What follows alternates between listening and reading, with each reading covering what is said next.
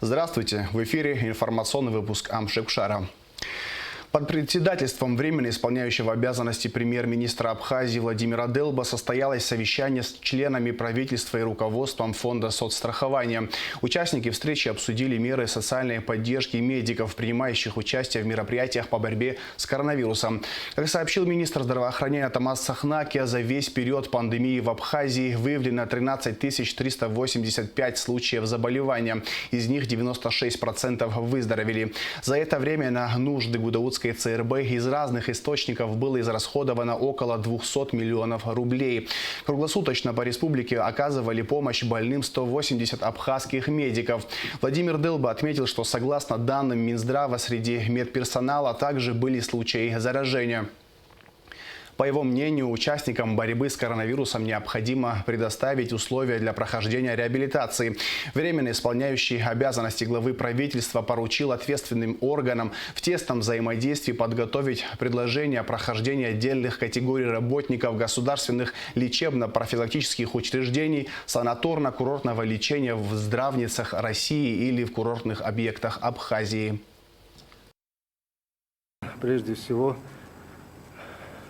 еще раз, и со своей стороны, я так полагаю, что выражу позицию и всех членов правительства, и, наверное, и граждан наших, поблагодарить наших медицинских работников за тот самоотверженный труд, который они выполняют в таких нелегких, непростых и, откровенно говоря, абсолютно не свойственных, неподготовленных, как и для всех других медработников в мире, условиях. Вот мы этих людей должны опекать со всех сторон. Они спасали жизнь наших граждан. Вот. И сегодня, естественно, мы должны обязательно дать им возможность отдохнуть, дать им возможность пройти реабилитацию. И еще хотел бы об одном сказать. На прошлой неделе состоялась встреча министра культуры Республики Абхазия с руководителем Россотрудничества Российской Федерации. Вот. Там как раз обсуждался вопрос о возможном увеличении общего объема квоты и преимущественно на интересующие специальности Республику Абхазия. Очень актуально стоял вопрос о медицинских специальностях. Мы от имени правительства обратились к руководству Россотрудничества о возможном содействии в том, чтобы дать возможность нашим гражданам непрерывно учиться. Сегодняшние нормативные документы позволяют нашим гражданам воспользоваться только единовременно квотой. На второй уровень обучения уже невозможно. Но здесь обещали предметно рассмотреть и оказать полное содействие. За прошедшие сутки тестирование на коронавирусную инфекцию проведено у 151 человека. Диагноз COVID-19 подтвержден у 22 из них, сообщает оперативный штаб по защите населения от коронавируса.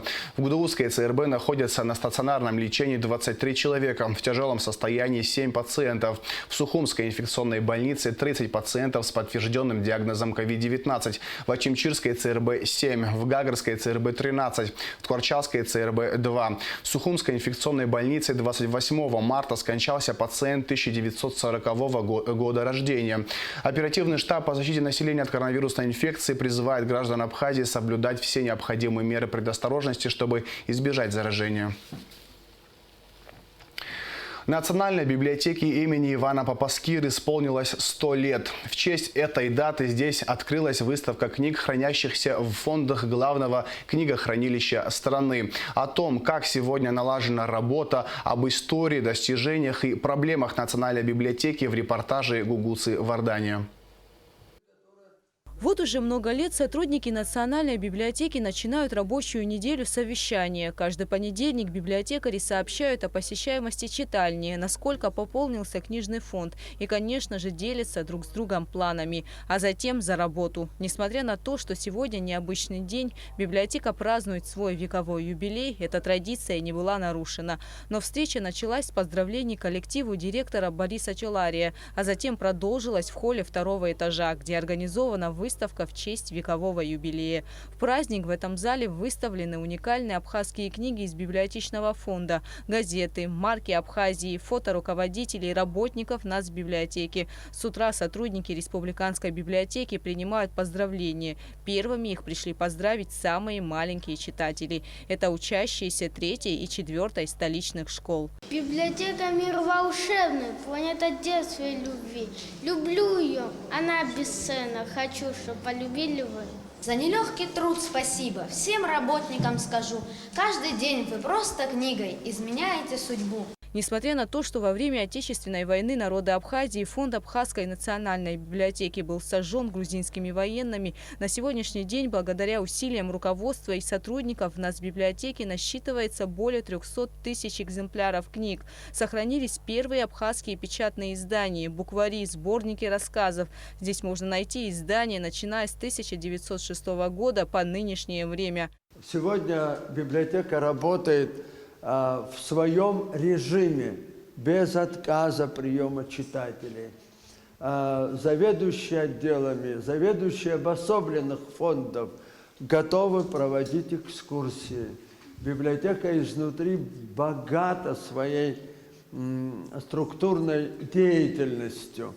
Среди сотрудников нацбиблиотеки есть и те, кто всю жизнь посвятил библиотечному делу. Например, Виолетта Иванба. Она пришла работать в библиотеку, когда ей было всего 17, а сегодня дает наставления молодому поколению. Она убеждена, что никакие гаджеты не заменят живого чтения. Дорогая молодежь, те, которые работают у нас и которые придут работать в библиотеку, любите свою работу, потому что библиотека дает очень многое.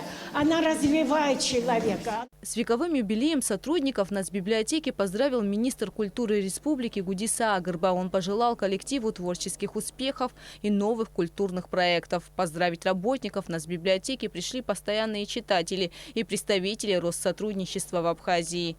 Библиотека является важнейшей артерией в вопросах образования подрастающего поколения, взрослого поколения в том числе. И в свою очередь мне хотелось бы от себя лично и от представительства Россотрудничества поздравить руководство и коллектив библиотеки с этим юбилеем. Я запомнил, когда открывали после реставрации эту библиотеку и перерезали ленточку, Борис Шаликович сказал: да, мы получили прекрасное, красивое здание, одно из действительно самых лучших в нашей столице, но мы будем работать для того, чтобы форма соответствовала содержанию. И я могу с полной уверенностью сказать, что это действительно так. Ровно 100 лет назад, 29 марта 1921 года, по приказу Народного комиссариата просвещения СССР Абхазии была открыта Центральная народная библиотека. А уже через год библиотека была преобразована в Центральное книгохранилище, а еще через некоторое время в Центральную городскую библиотеку. Самой крупной библиотекой в республике она стала в 1930 году. Тогда читальная занимала всего 4 комнаты. Книжный фонд составлял около 30 тысяч экземпляров книг. Библиотека расширялась, и со временем встал вопрос о создании республиканской библиотеки. В годы Великой Отечественной войны Национальная библиотека Абхазии выдавала справки и проводила консультации по военным, историческим, общественно-политическим вопросам. А в 1981 году библиотеке было присвоено имя народного писателя Абхазии Ивана Папаскир. Сейчас Национальная библиотека – это красивое современное здание с уютными залами, где рады каждому новому читателю. Гугут Савардания, Ильдар Дамиров, Абхазское телевидение. Сотрудников Национальной библиотеки в связи со столетием поздравил президент Аслан Бжаня. Национальная библиотека является одним из очагов культуры, который имеет большую историю. Библиотека была открыта в 1921 году с установлением советской власти в Абхазии. Это показывает, что руководители, которые восстановили абхазское государство, ставили на первое место вопрос образования населения. Отмечается, в частности, в поздравлении главы государства.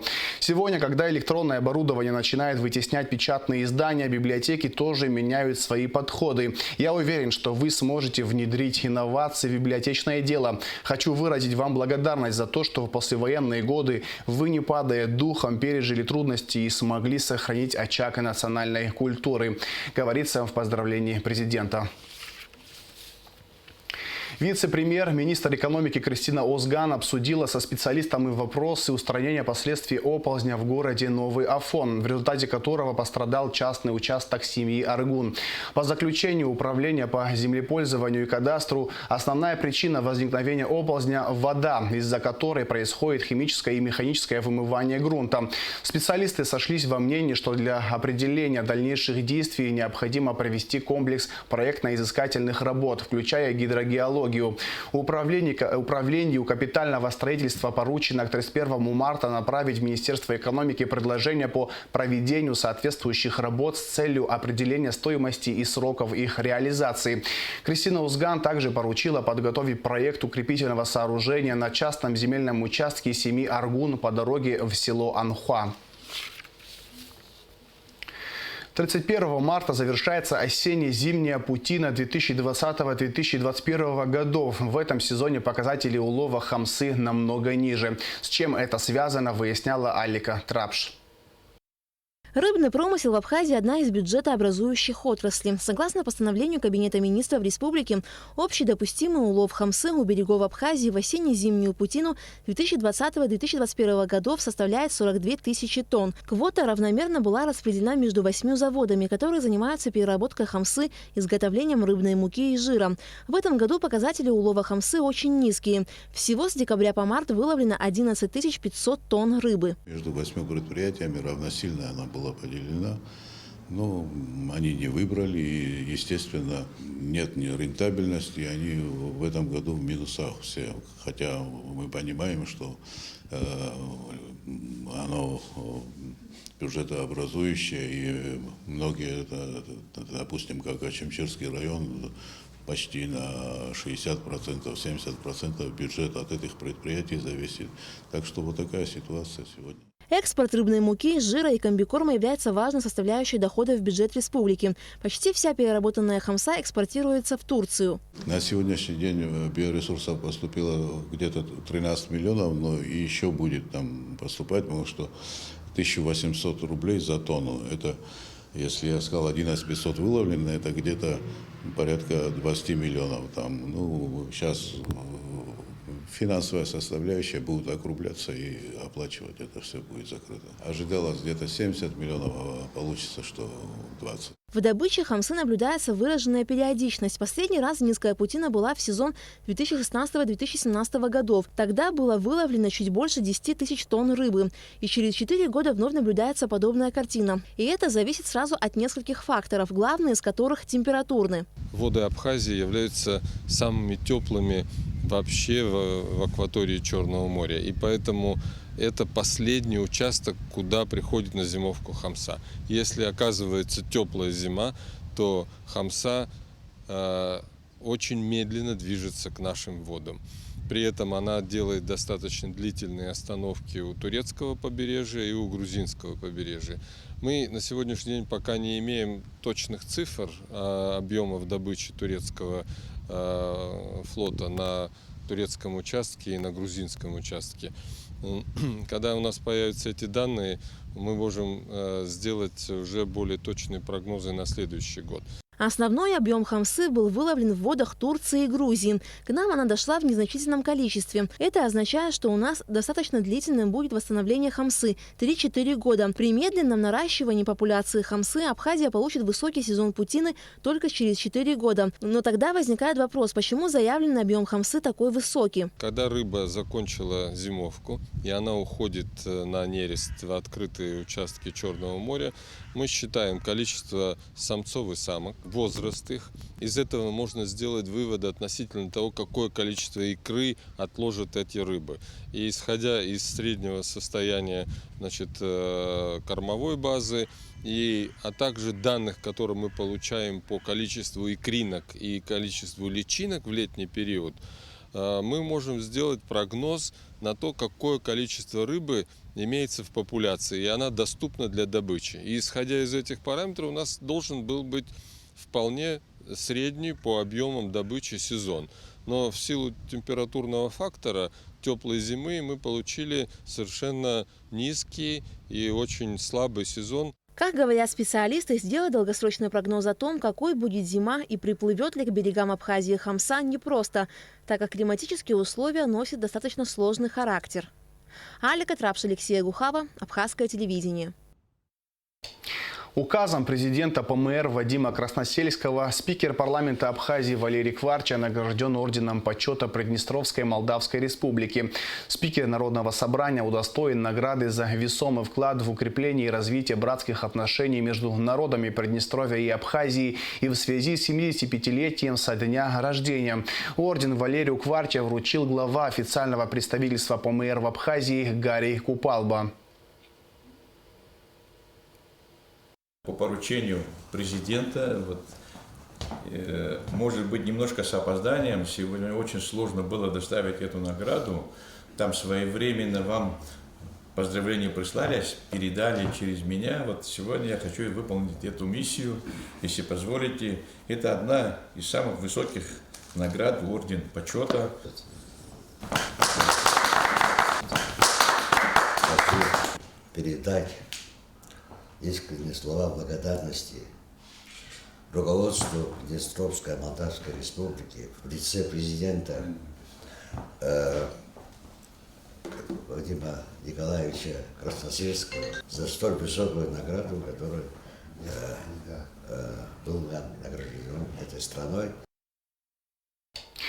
МВД Абхазии проводит проверку по факту опубликованного 27 марта в социальной сети Instagram видеоролика с участием девушки, которая озвучивает фразу «Абхазия – это Грузия». Также среди пользователей иных социальных сетей были распространены фотографии молодых людей в форме сотрудников милиции. Участница видеозаписи Алена Таня уже дала первичные объяснения. Также в органы внутренних дел были приглашены родители девушки. Как сообщает пресс-служба МВД, девушки, воспользовавшись форменной одеждой своей знакомой, отставной сотрудницы ОВД, в разные периоды времени делали личные фотографии и размещали их в публичном пространстве. Установлены все участники и обстоятельства данного инцидента. Доследственная проверка продолжается. Я Алена Таня. Я приложила видео, что Абхазия – это Грузия. Меня попросили. Я у всех прошу прощения. Я очень сожалею. Я микробег не здесь. Я сожалею, что моя дочка на такое пошла, выложила такое видео. Я сам участник войны. Я не ожидал, что на такое никогда она пойдет. Простите всем. Министр культуры Абхазии Гудиса Агарба провел брифинг, на котором подвел итоги рабочей поездки в Москву. Репортаж Эсмы Голландзе. В Москве министр культуры Абхазии провел ряд рабочих встреч. Гудиса Агарба и министр культуры России Ольга Любимова подписали план сотрудничества на 2021 год. В его рамках предусмотрено более 30 масштабных проектов по 3 направлениям. Обмен творческими коллективами, реализация культурно-просветительских проектов, а также сотрудничество в области образования и библиотекарского дела. В рамках творческого обмена предполагается реализация таких проектов, как большие гастроли для наших театров. Это участие абхазских коллективов и творческих деятелей в проектах театров фестиваля известного «Балтийский дом». Замечательный проект, связанный с концертными программами, эстрадными коллективами, хореографическими коллективами. Мы, согласно данному подписанному плану мероприятий, будем принимать участие, наши коллективы будут принимать участие в международном фестивале мастеров искусств «Мир Кавказа», также в фестивале народного творчества стран СНГ и Балтии «Содружество». В рамках рабочей поездки Гудис Агырба также посетил Департамент культурного наследия Москвы. В ходе встречи с первым заместителем руководителя департамента Сергеем Мирзаяном стороны обсудили вопросы учета и реставрации объектов культурного наследия в Абхазии. Будет сформирована совместная рабочая группа Министерства культуры и Департамента охраны памятников Москвы по разработке нормативных документов, всех необходимых, в общем, на наш взгляд, необходимых к изменению в закон об охране памятников, материалов, также целый ряд других документов, которые необходимо доработать. И со своей стороны Департамент Москвы выразил готовность всячески оказать нам содействие в данном вопросе. Плодотворно прошла встреча министра культуры с руководством Россотрудничества. Стороны обсудили вопросы дальнейшего сотрудничества в области культуры и образования. Речь шла о конкретных вопросах, связанных с рассмотрением возможности увеличения квот для наших абитуриентов. В нынешнем году уже эти квоты определены. И могу сказать, что для Министерства культуры это, конечно же, на мой взгляд, является достижением в силу того, что порядка 50 квот было выделено на Республику Абхазия в нынешнем году. И на специальности, связанные с культурой, с искусством, из 50 представлено 10. Кроме того, с будущего года абхазские студенты, обучающиеся в российских вузах по квоте, смогут продолжить обучение в аспирантуре. Руководство Россотрудничества заверило нас в том, что в будущем году этот вопрос также будет решен положительно. Поэтому у наших студентов, которые оканчивают вузы в различных регионах Российской Федерации по квотам, у них будет возможность будущего года также обращаться в Россотрудничество и продолжать свою учебу уже в аспирантуре. И, на наш взгляд, это является неплохим достижением. Кроме того, в посольстве Абхазии в России состоялась встреча Гудиса Агырба с представителями абхазской творческой интеллигенции, проживающей в Москве. Подводя итоги своей поездки, министр отметил, что нынешний год будет насыщенным и плодотворным, а также выразил надежду на то, что ситуация с пандемией не помешает планам. Эсма Гуланзе, Алексей Баструков, Абхазское телевидение.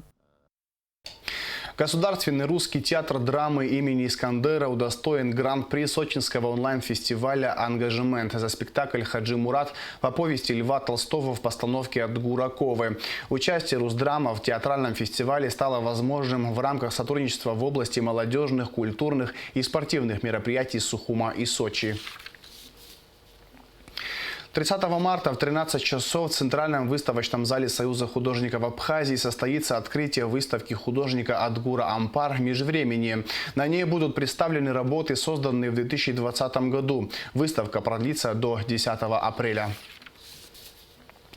27 марта в Буэнос-Айресе завершился турнир по теннису среди женщин. Теннисистка из Абхазии Амина Аншба в паре с Панной Удварди из Венгрии выиграла турнир ITF в Аргентине. Амина Аншба занимает 335 место в рейтинге женской теннисной ассоциации. Ей 21 год. В 2016 году выиграла чемпионат Европы среди юниоров. И в завершении выпуска о погоде. По сообщению синоптиков, во вторник, 30 марта в Абхазии ожидается небольшая облачность без осадков. Температура воздуха ночью 1,6, днем 10-15 градусов тепла. Температура морской воды плюс 10 градусов.